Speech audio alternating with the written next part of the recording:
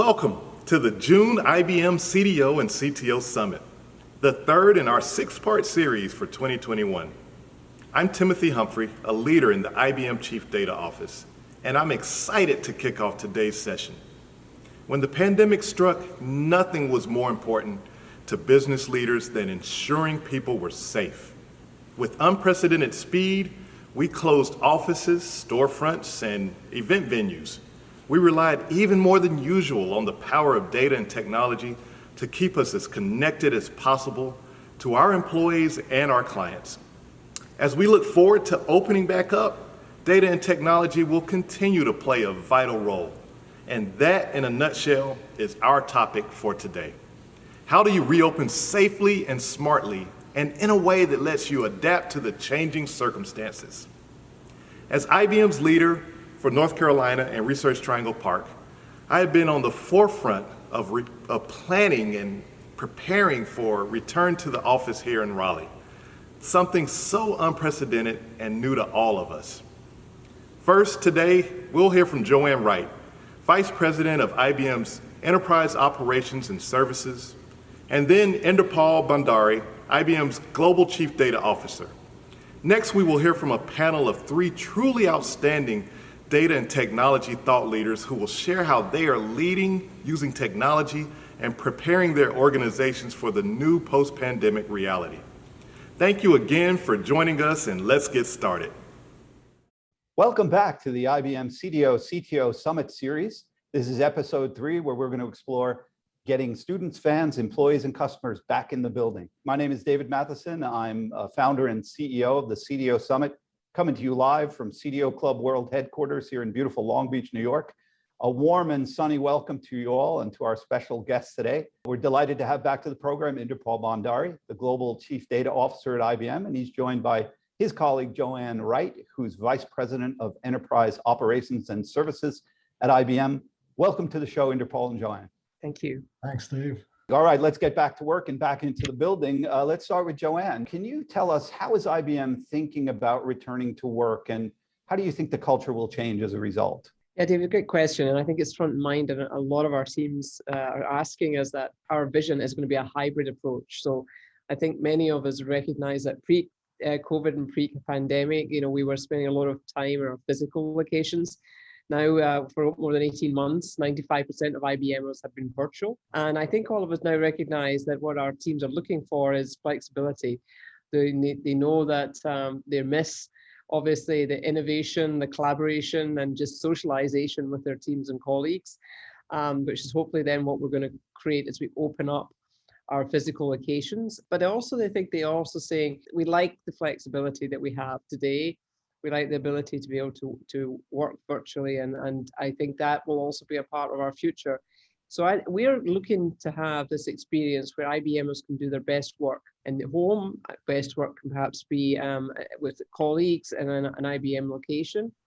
And I think that we are going to take the opportunity to really create a different culture, create one where people feel really that they can collaborate with each other one day, and then the next day it may be they need some think time or some innovation time, and then they can do that remotely. So I think we're going to create a fantastic experience. Very flexible hybrid approach going forward is probably the most the safest bet. Inderpal, can you talk a little bit about the technology that you think is going to be most important when making the critical decision about when it's safe to get people back in the building? As Joanne pointed out, it's going to be a hybrid workplace. So obviously the remote interaction technologies are going to be critical. The 3 technologies that I think are going to be critical are data, AI, and blockchain. And data, we've already seen that play out with COVID-19, just because it's such a novel situation. It's something that we hadn't been in before. So in that sense, just being able to serve up data rapidly to the people who are actually trying to do their work is going to be critical. So that kind of immediate real-time access to data as the situation unfolds and evolves is going to be critical. AI, as you accumulate more data and you start identifying patterns to assess hotspots, building zones, occupancy levels, all that stuff, that you'll be able to start making predictions around that. That's why that's going to be critical. And blockchain, because there's quite quite likely that you might end up dealing with sensitive data. And so, you want to provide some level of distance between the data and perhaps even the employer. So that's going to make, the blockchain is going to play a role in that. Well, IBM's fortunate in that you've got a history and a legacy and a foundation of lots of people, developers working from home to begin with, or remote workers that need to be managed remotely. And you've got tools and services in place to support that. So I guess that was all bolstered as well. Some companies like the deli next door don't have that deep foundation. So I guess next question for Joanne, just in general terms, right, outside of IBM, what do you think will be different when employees, customers, students, fans, start to get back into buildings? So David, I think following on from Inderpal, I think it's going to be about technology.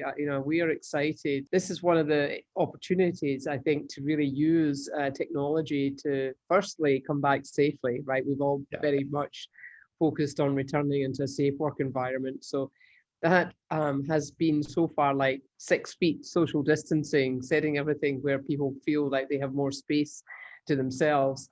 And then obviously for us in the real estate team, it's going to be like us learning what people want to do in the physical setting. We'd love the idea of a dynamic space planning capability, and we're using IBM's technology called Tririga to do that. So it might be one day that Inderpal and I go in together and we have our teams and we co-create and collaborate. Next day we may want to use it for a client center event, or we have like new interns coming in for the summertime. We may want to have a briefing session for them. And then the next day we may then want it to be small collaboration groups. So I think the new ways of working, David, are going to be that we're going to see people want to collaborate, innovate, and work with each other in very different ways than we did before. So less about the single seating, just sitting at perhaps our WebEx board or our Zoom screen, and more about working with each other, collaborating in groups and squads.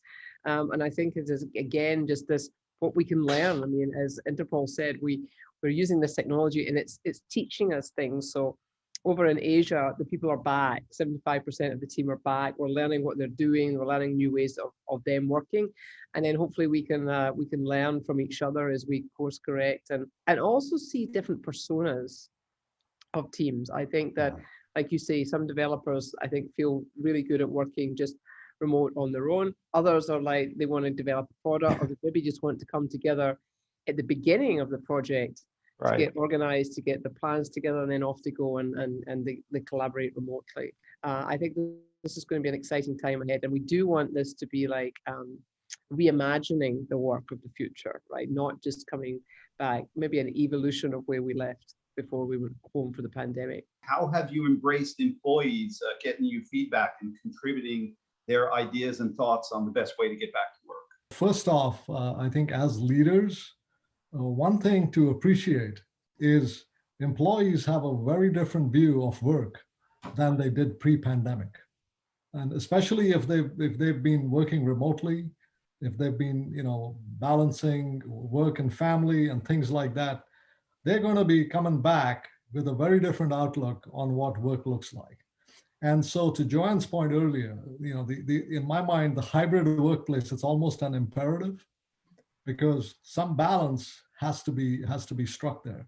And then to your question, it's absolutely essential to get the feedback from the employees, because I just don't think that dictates will actually work in this new era. They have certain expectations. I think they'll be very vocal. We have a number of mechanisms to elicit employee feedback, and it goes all the way from ask me anything sessions that our CEO runs, our chief medical officer runs, and as well as department heads like myself and Joanne that we run with our people to gain an understanding of how they are thinking. And there is a wide range of opinion. But I think the one theme that comes through very clearly can be summed up in one word: flexibility. Yeah. This is kind of what employees are going to, I think, demand as the world moves forward. And, we'll have to evolve it as we go. So yeah, and be gentle as leaders. People, as you say, they're coming out of environments where they really haven't been able to speak to other people at the water cooler. It's going to be an interesting collision of ideas and thoughts around that water cooler. Here's how I see it. I mean, if you ask an employee to come to work And if all they're doing there are the webcasts that they'd be doing from home, that I don't think is going to work.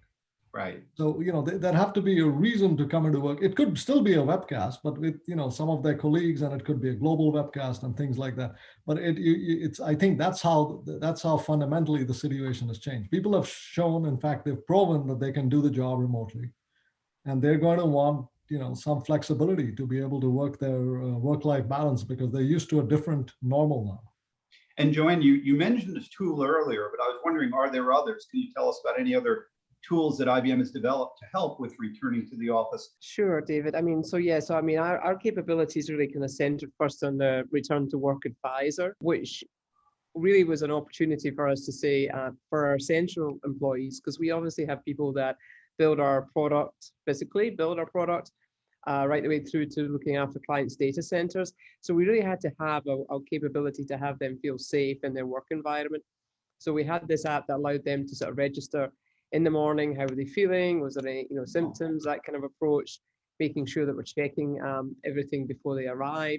Then right the way through then to also, what is our capacity looking like? So how many people have we physically got coming into the buildings? Are we keeping it at a certain level of occupancy? Because some different states, as you know, David, have had different rules on what is the rate and pace of the actual COVID, number of clinical cases, and they've kind of governed, how much opening you could be doing. So now we're obviously seeing that we're getting vaccinations, and now that's the other thing that's available. New York State has embraced it, is a digital passport, where we're actually IBM with Watson has actually created a capability where you actually can register that you've been vaccinated. And then that's being used for a lot of different types of events and social settings. I want to learn, like Inderpal just mentioned, I want to learn what are we using our space for, so then I can reimagine the physical aspect of our buildings going forward. So I've kind of got my real estate team thinking about this as we are a digital lighthouse. We can use technology and use data and AI to gain insights and then dynamically change. So hopefully we give that employee experience that we're all looking for. Thank you so much, Joanne. Inderpal, what steps or advice could you offer other organizations going through the same process? Yeah, I would say, look around, look within, look without, right? So look around, meaning the workflows that are around you, they're going to evolve and change. Look within in the sense that what are your employees really seeing? What are they, thinking? What is it that they want to accomplish in this new normal? And look without in the sense that you do have to be aware of what other companies are doing and try to arrive at best practices. Just because we're all in this together, we're learning together as to what really, might work, might not work, and we're feeling our way through it. Pre-COVID, there were more jobs than people. It was hard for employers to find good talent. During COVID, there were more people than jobs. And now, within a heartbeat, all of a sudden, we're back to a situation where there are more people than jobs again. The candidates have the upper hand in the negotiation, and they're looking to companies that they feel like have thought about this very deeply. And I'm really glad and grateful that IBM's thinking about this so deeply. Congratulations and kudos to you and the team. No, David, I would just say here in North America, we've just announced today, internally and externally, that we will be back September the 7th. I just mentioned that out on CNBC today. So thanks so much for sharing your insights with us on the call today, Joanne and Inderpal. A reminder to everybody that you can ask questions in the chat, and our panelists and speakers will come back at the end of the program to answer those questions. So now let's move on to the panel. Thanks, everyone. Welcome to the program, everybody. Let's get started with a speed round to get the juices flowing. Which was easier, moving people to work from home or trying to get people back into the building? Martha. Speed round, moving people to work from home. I think the bigger challenge is what we have in front of us. Work from home was a sudden thing, but mainly it involved execution. Getting people back in the building involves more strategy, in my view, balancing flexibility and choice with getting collaboration right. Well, when it comes to quote unquote getting people back in the building, it's such a broad topic that means different things to different organizations and of course their constituents. So, how do you measure success in each of these different scenarios? How is New York City measuring success? I think, you know, we're thinking a lot about both sort of how do we get city government back in person, and then also thinking about the New York City workforce more broadly. And just want to recognize that, you know, a lot of city employees, they never left the building. You know, they were in our hospitals, they were at police precincts, they were at the sanitation garages, and they really kept New York running through a really difficult period.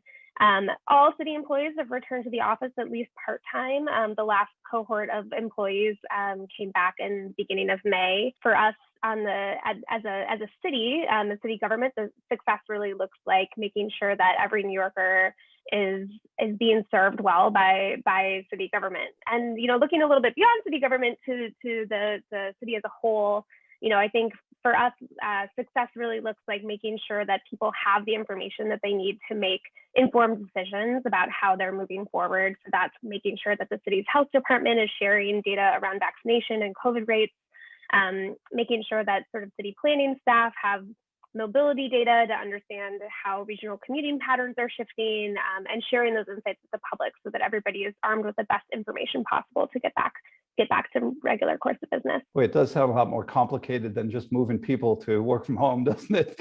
Atif, how did this go when you were at MGM? Well, I think highest level success is about having practices that make you an employer of choice, a progressive employer. And that's still something that I think every organization is trying to figure out. To me, it comes down to two things. First is, as we come out of the pandemic, maintaining a digital first approach to meetings and work, because that's more inclusive. So we really don't want to lose that. We've made a lot of progress on giving people choice.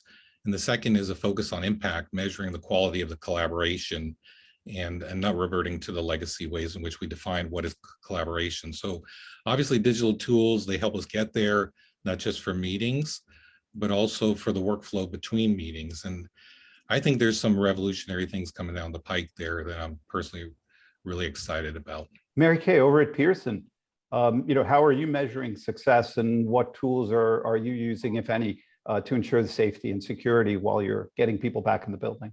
Well, you know, we were a very distributed company. You know, we were productive within 3 days of going out on the pandemic. We constantly monitor the collaboration and the productivity of our workforce to make sure that people are productive at home. We have a number of insights that we look at across both our customers and how they're interacting with our online digital products, and then our employees. We're also making sure that our suppliers, because we have so many partners that we rely on, are productive and they're connecting well with Pearson. So we've more than doubled our virtual access and our virtual desktops. Let's shift over to Martha. Martha, in New York City, number of stakeholders in multiple agencies. How has the role of sharing data with the public changed throughout the pandemic, and how has your office helped to facilitate that? Yeah, data sharing is one of our office's, you know, central charges, and the pandemic has really only amplified the importance of that work. I think city government has never been as visible in people's everyday lives as it has been over the course of the last year and a half. All new programs like COVID testing, you know, in New York City, you can go get a COVID test for free, very close to your house. All the vaccine distribution, you know, delivering food to people who weren't able to go out and get food for themselves at a huge new scale, over 1 million meals a day at the peak. You know, all of that is government activity that is recorded as data. And I think people with this sort of like increased visibility, we're also seeing record traffic to New York City's open data portal, with over 1.5 million unique visitors in 2020. Wow. And many more API calls. So this is, you know, I think people are looking at government and looking to government in a way that many people have not done in their lifetimes. And, you know, we're seeing some really unusual, or I guess sort of surprising open data sets really popping too. Like one that really, that people were really looking at was the width of the sidewalks, which is sort of an underappreciated data set perhaps that we released, that all of a sudden people, were really thinking about how to activate public spaces outside in a different way. And we have an annual Open Data Week festival that this year was virtual for the first time ever, and we had the most attendees we've ever had, over 3,500 attendees at over 150 events. Have you amped up your interaction with other agencies due to the pandemic? Yeah, absolutely. New York City has over 300,000 employees. It's the largest municipal workforce in the city, and 50 plus agencies. And we all, even before the pandemic, it was a challenge to make sure that people were coordinated and rowing together. When the pandemic hit, we saw sort of this very fast expansion and creation of multi-agency efforts, entire new initiatives and programs that didn't exist, prior to March, April of 2020. Oh gosh. It feels like a decade. Right. Implementing these programs, targeting these programs, measuring their success. There's a mass mobilization of city efforts, and also a mass mobilization of data analysts. All of these programs needed data support, needed people to help make sure that data was flowing smoothly between stakeholders. And our office really functions as a hub for data professionals in the city. Even before the pandemic, we convened city data analysts quarterly at our analytics exchange, which helps analysts sort of showcase work, see what other agencies are up to, build new skills, learn about best practices, and make connections. And I think those connections have been really, really valuable during the pandemic. One of the big ways that has been facilitated is New York City's open data program. City staff are actually the largest users of open data. It's one of the easiest ways to get the data that you need as a city analyst. It's easy to find. All of the sort of governance and legal work that work is already done by the time that data is made, makes it to the open data portal. It's all fully documented, and we've really found that having open data has been a huge resource, both to the public and to city analysts as they try to work together.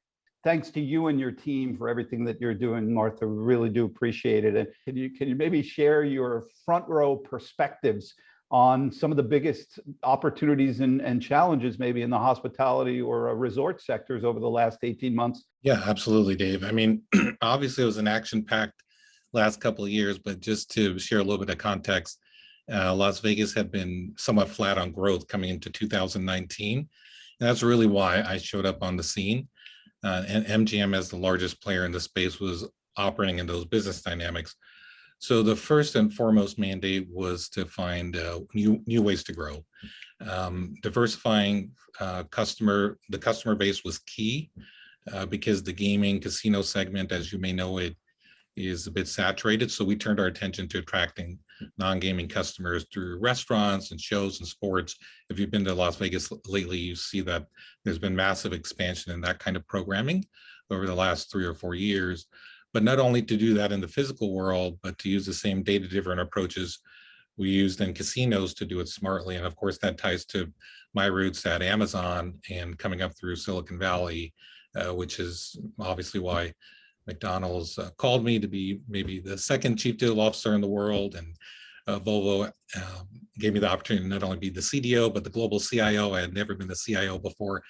So that was a great experience. And then obviously being at the president level of this Fortune 300 company. So, but just to go a bit further, we needed to find additional areas of growth. And so we looked at momentum in sports betting. It's the fastest growing area of gaming. It's now possible in about 10 states. And we wanted to get our fair share along with the FanDuels and DraftKings of the world. And you see a lot of their commercials if you watch sports these days. And we had a different strategy for acquiring customers.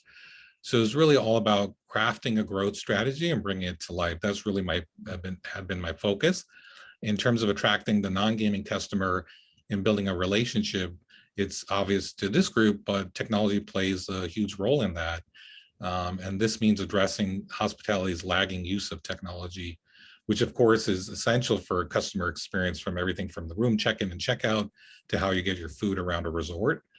Now the pandemic hits and all of this becomes even more central because of safety, not just convenience for the customer and the commercial value, but the safety aspect, safe ways to go through the resort experience using technology. So this becomes a huge acceleration in terms of the focus in the company around investments and projects. And the good news is many new services and experience were launched in a short period of time, and they're here to stay. So it's been, it's been the blessing in disguise, through the challenge of the pandemic. Absolutely. Well, from sports betting to education, what a segue, Marykay. Welcome, Marykay. Pearson is the world's leading learning organization. It's got 30,000 employees, 70 countries. And your mission is to really equip learners and teachers with the tools and the skills that they need, especially during, rapidly changing world of work. Well, here we are in a rapid, changes over the last 18 months. How has your team at Pearson helped the company during the pandemic, especially given the rise of remote learning, online learning externally, but also internally? You mentioned all of your supply chain, all of your partners, but also your employees. Tell us a little bit about your challenges there. Sure. So as you mentioned, we are a very large education company, and we were already focused on offering capabilities for virtual schools, virtual learning. And we really saw that growth during the pandemic. And it really caused us to look to see how can we continue to integrate some of our digital platforms. So such as looking at classroom tools for virtual learning. So we launched integration with Zoom for our live lesson capability for our virtual schools, which some of the schools had already adopted their own video conferencing capabilities. So we're definitely leveraging and integrating into those capabilities.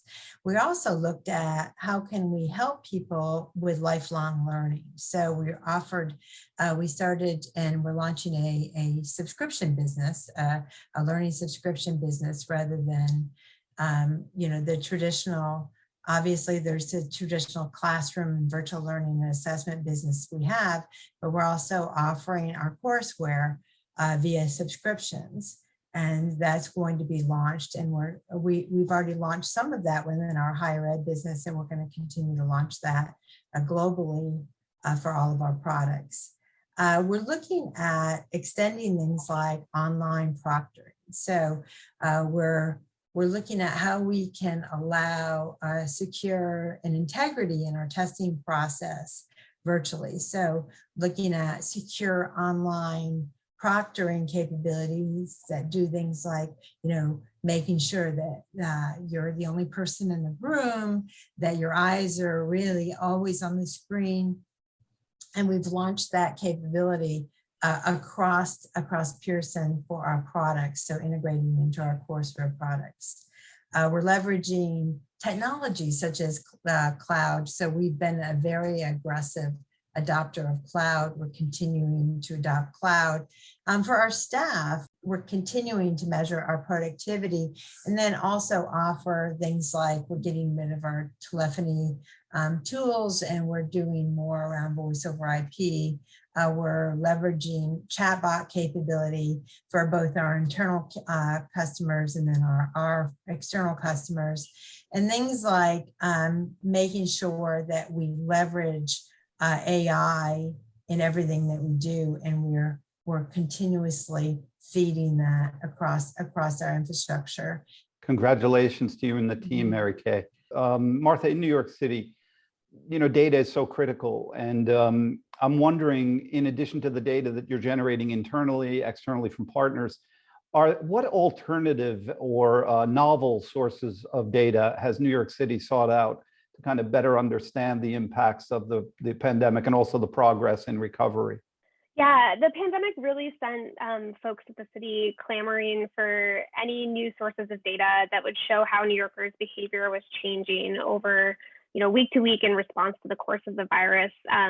How businesses were impacted, how policy changes were sort of playing out, how things were changing or differing from neighborhood to neighborhood, and a lot of administrative data it's not collected at the frequency that people were really looking for at the beginning of the pandemic. So things like trying to figure out forecasting sales tax revenue, all of the questions around sort of like who's leaving the city and where are they going. I think we, in response to this sort of really new and urgent need, MODA launched the Recovery Data Partnership, which is a partnership between MODA and third-party organizations to get new data sources into the hands of analysts from organizations that either work in New York City or collect data about New York City, like StreetEasy, which is a big real estate company, Foursquare, MasterCard, for example, are all partners in the Recovery Data Partnership. And we aim to do this in a way that sort of got data into the hands of city analysts as quickly as possible, really trying to lessen the administrative burden on agencies,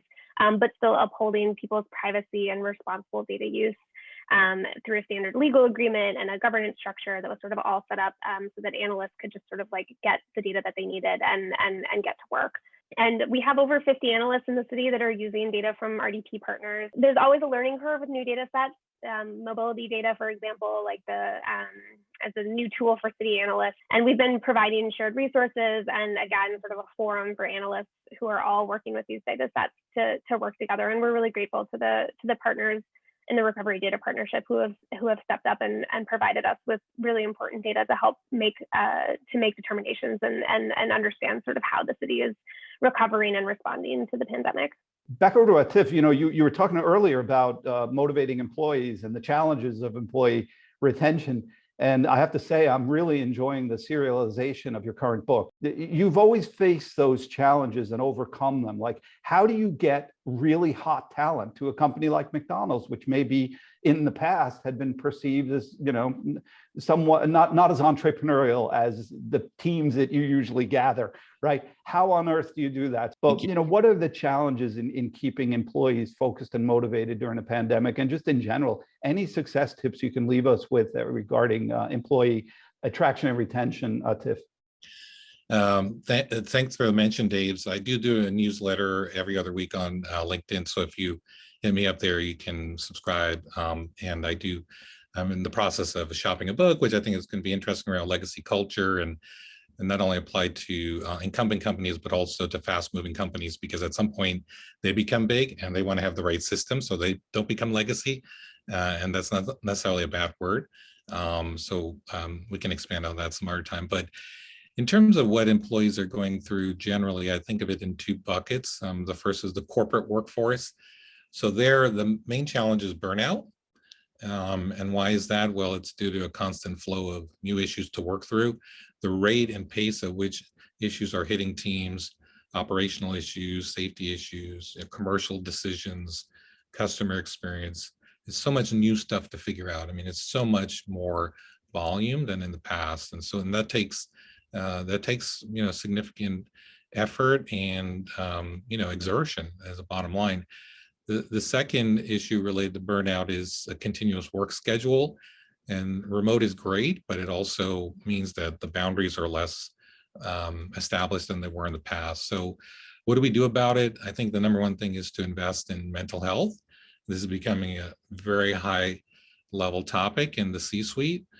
Many things are necessary here, from training managers to kind of take time out and take pulse of their teams. That's not something that's something that's easy to do. You just need to ask and check in.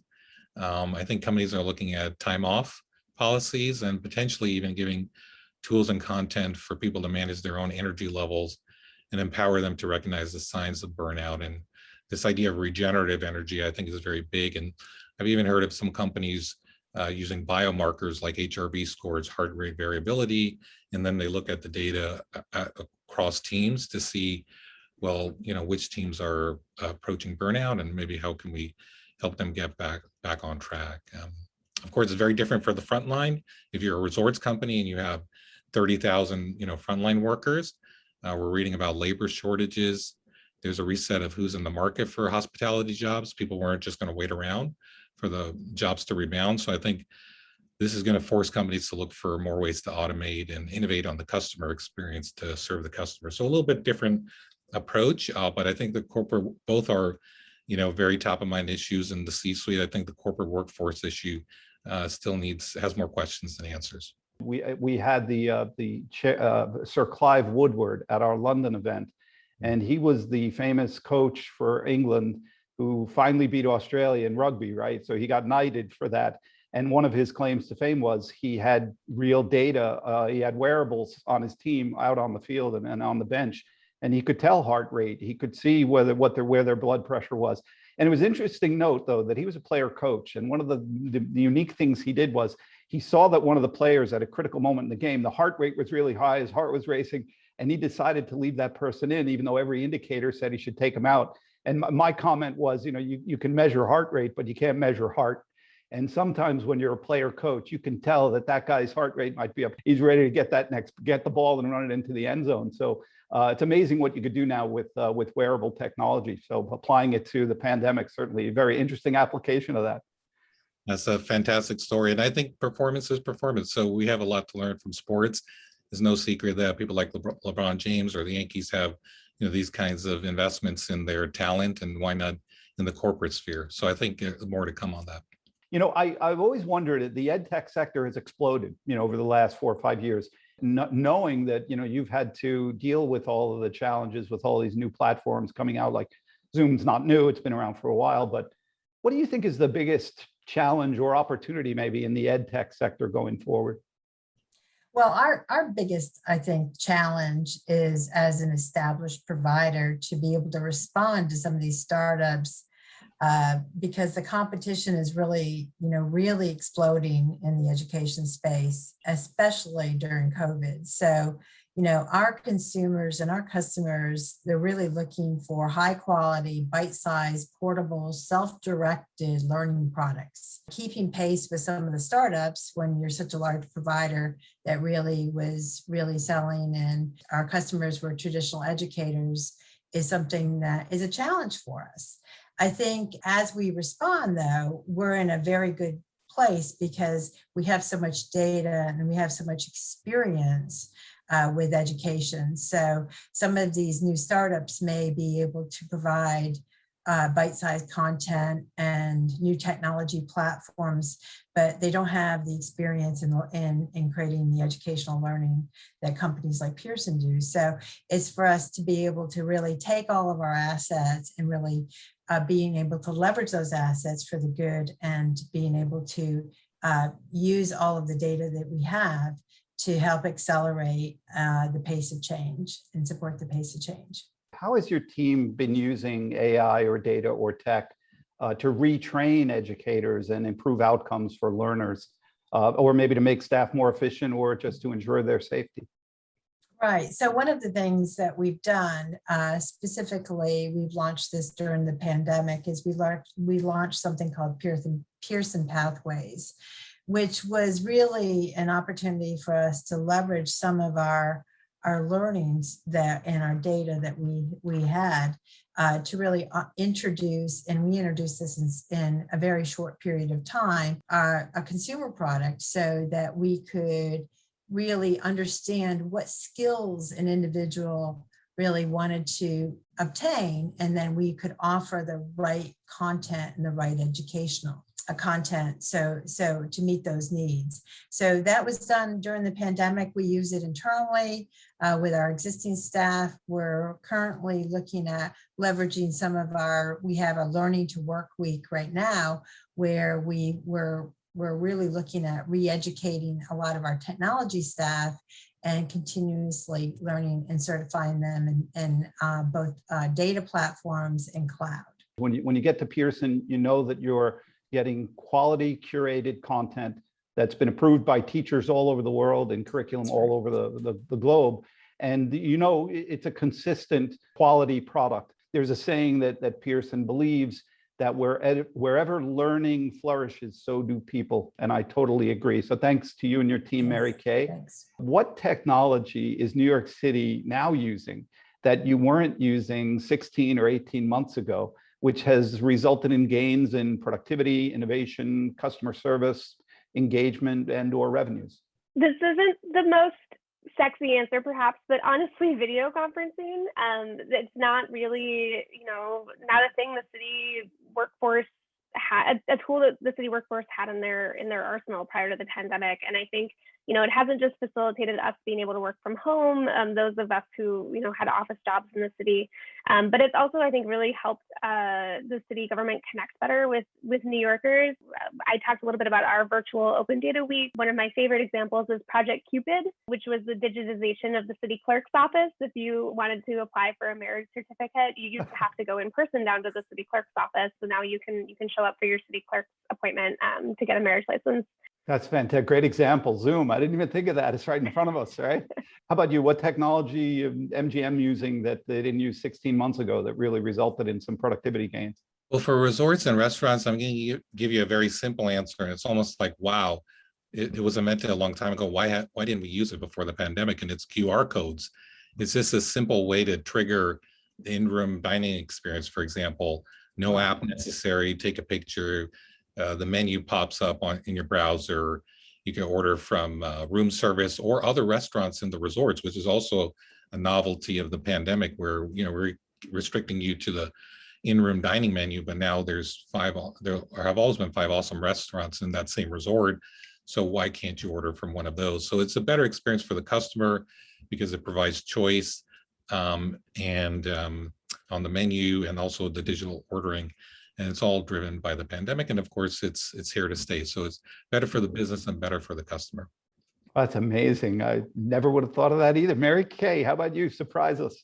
Any others? Yes. So I'll tell you something really simple. We were very lucky, and that we were just rolling out our whole Office 365, including Teams, all the productivity tools, right in March last March when we went into the pandemic. So we've been able to really get a lot of productivity. As I said, we were very productive in a short period of time. What one positive word best describes the last 18 months in your role, Martha? I would say that the word that best describes the last 18 months for me personally has been useful. When crisis hits, sometimes there's nothing harder than not having something to do, and to be able to be of use to the city and to all of the wonderful people who live here has been a really fulfilling, wow, but also very hard 18 months. And I'm happy that I was able to lend the hand that we were able to lend. That is such a beautiful sentiment. And we also likewise appreciate all the work that you and your teams are doing, Martha. Thank you so much for everything. Over to you, Atif. Oh, I think the one word for our business has been acceleration. So acceleration of the future, it's all things that are relevant at the moment, and they can't happen quite fast enough. How about you, Marykay? What one positive word best describes your the last 18 months in your role? I will say connecting. And I think companies that were very successful in the last 18 months were extremely successful with connecting to both their employees and staying connected to their customers. That's fantastic. Well, it's been a crazy 18 months, and your peers on the call are looking to leaders like you to see what you're doing. And thanks to you all for being so candid and sharing all your insights with your peers today. And I guess now let's move over to the live Q&A.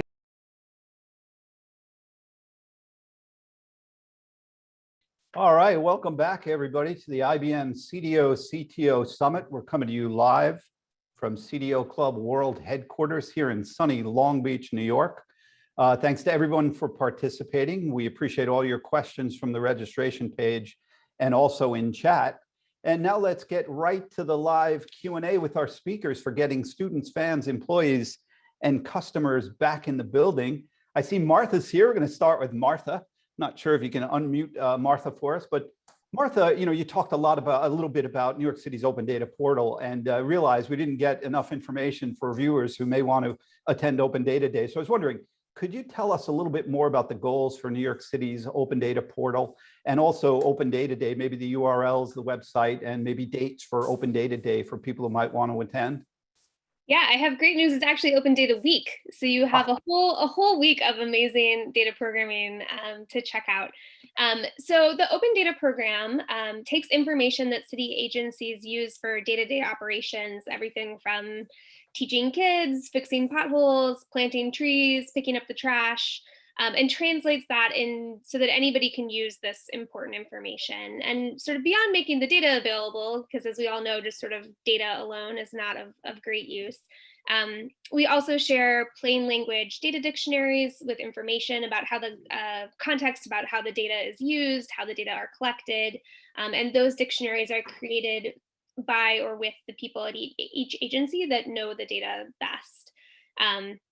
So these thousands of data sets and their accompanying data dictionaries are available at nyc.gov/open data.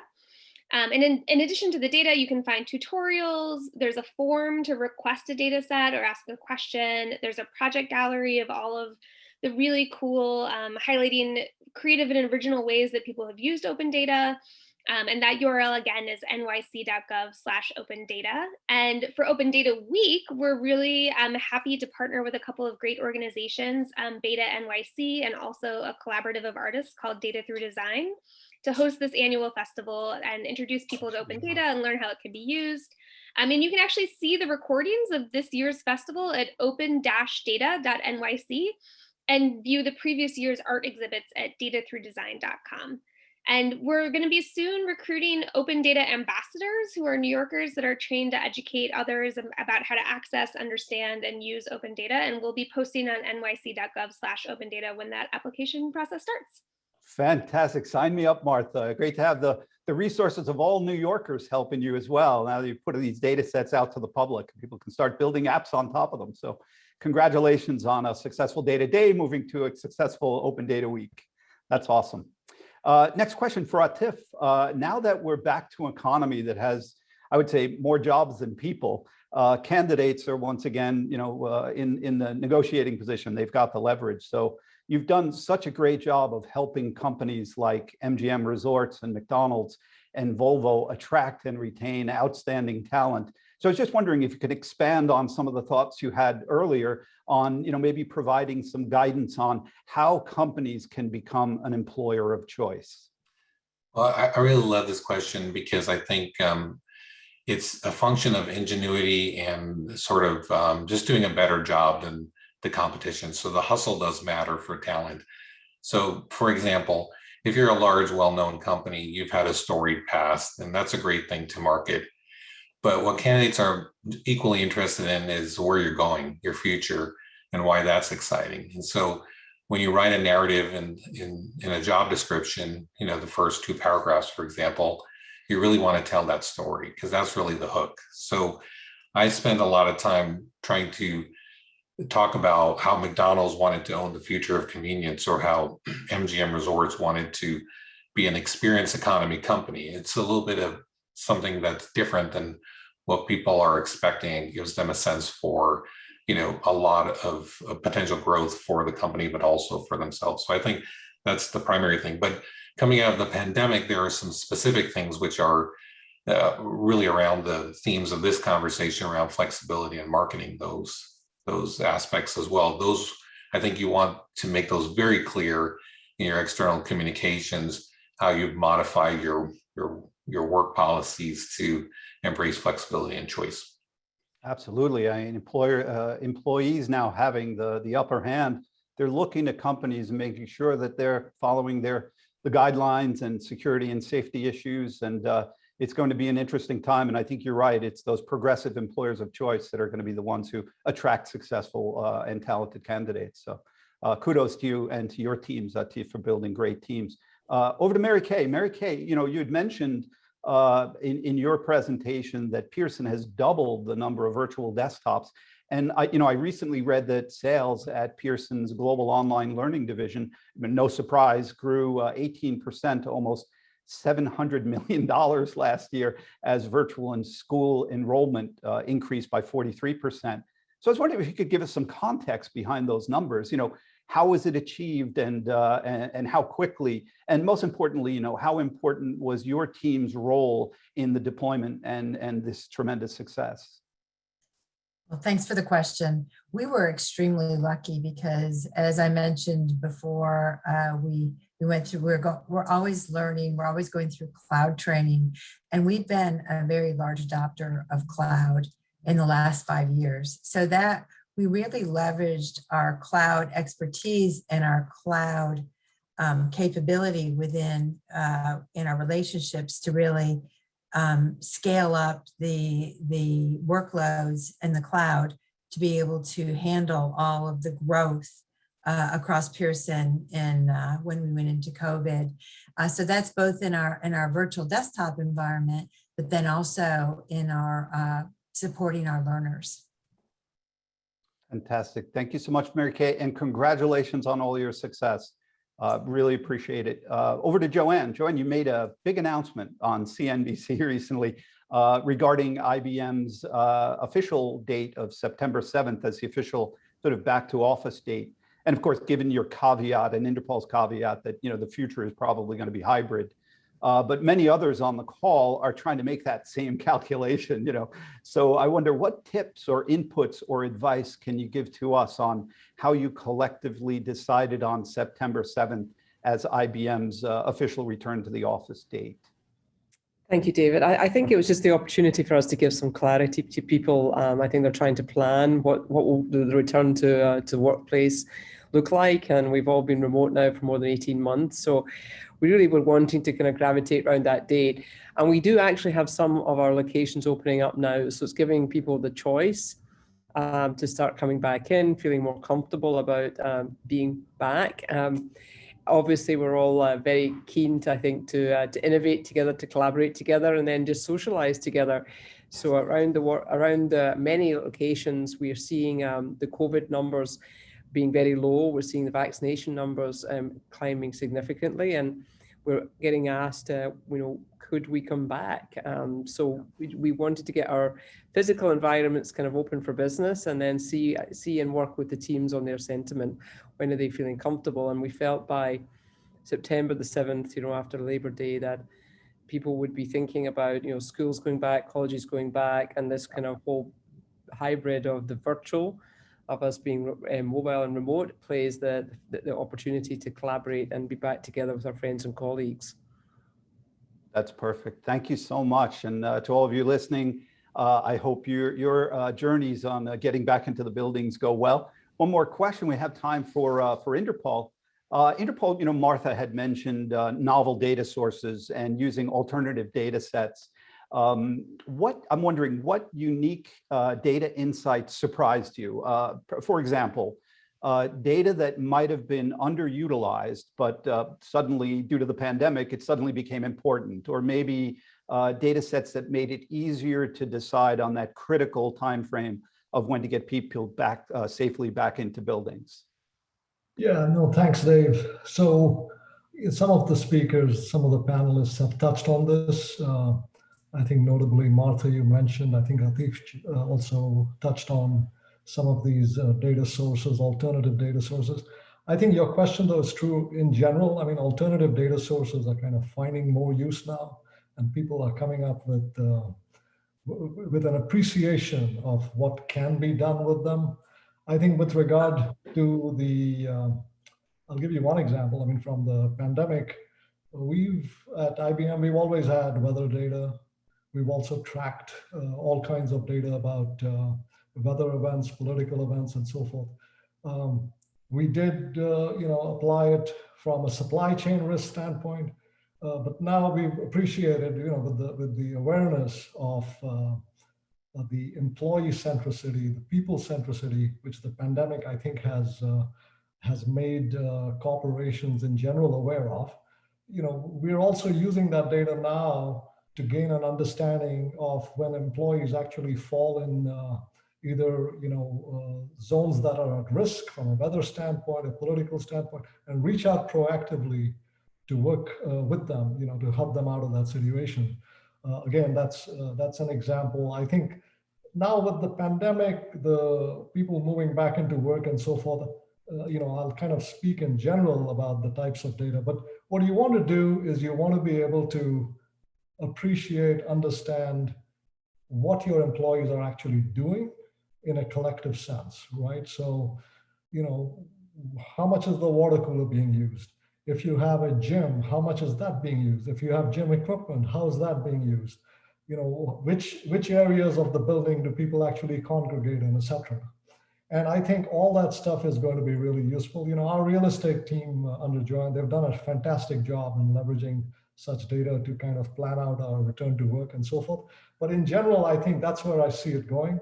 Also extending out to employees, you know, do they travel into work? Do they drive in? Do they walk in, etc.? The one watchword I will say with that, do it collectively. Yeah. Don't do it at an individual level. Otherwise, it's going to lead to some trouble or the other. And I think that's the key here. I think if you look at this data in a collective sense to gain insight and to draft policy and planning around the workforce and the workplace, a hybrid workplace, I think it's great. I think that's really what needs to be done. But you know, there's always the chance of, if you start collecting data at an individual level, that can be misused. And you know, IBM, we place a very high premium on privacy and just ethical dealing overall. So that would be the one watchword I'd say along with that data.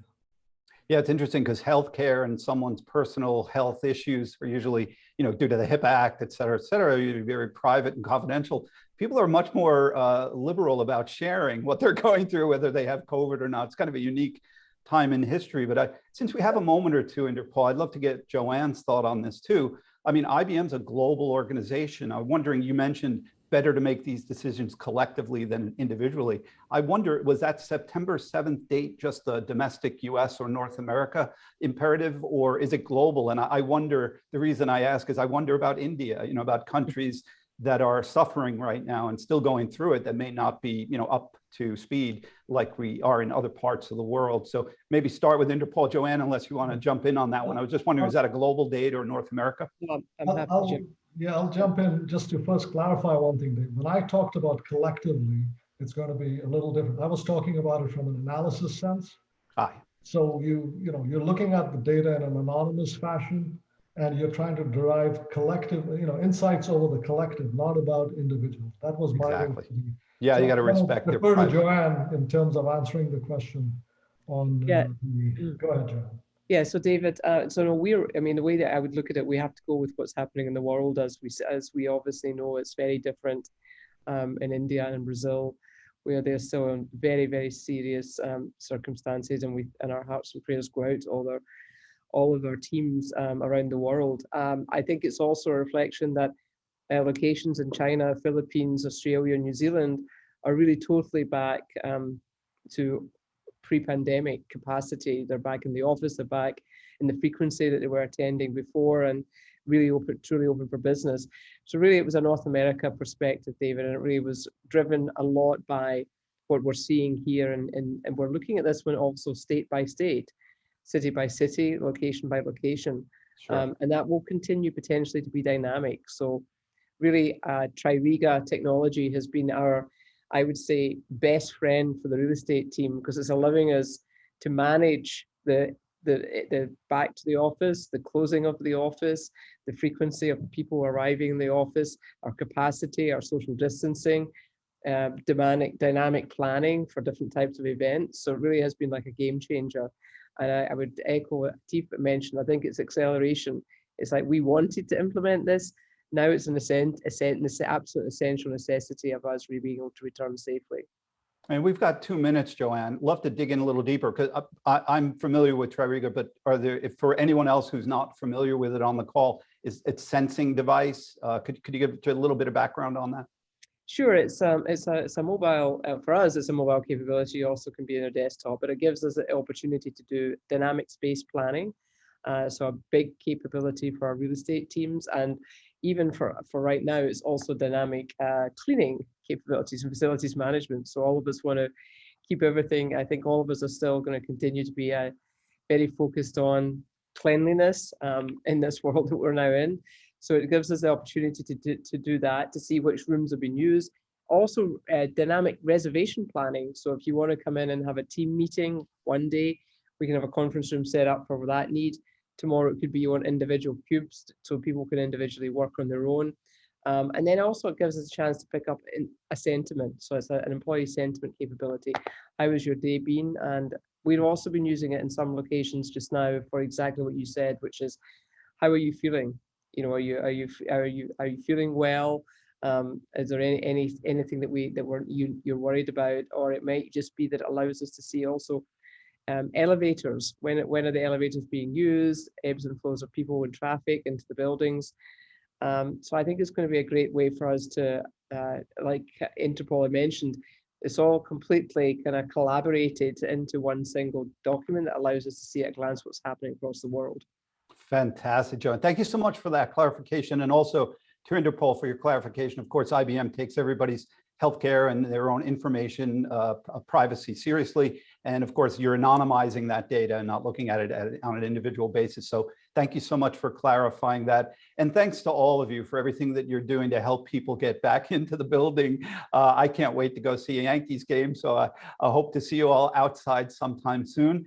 We look forward to seeing every one of you at our next event on August 18th. It's going to be on building and creating trust in data. And until then, stay safe and healthy in all your travels and adventures. Thanks again, everybody.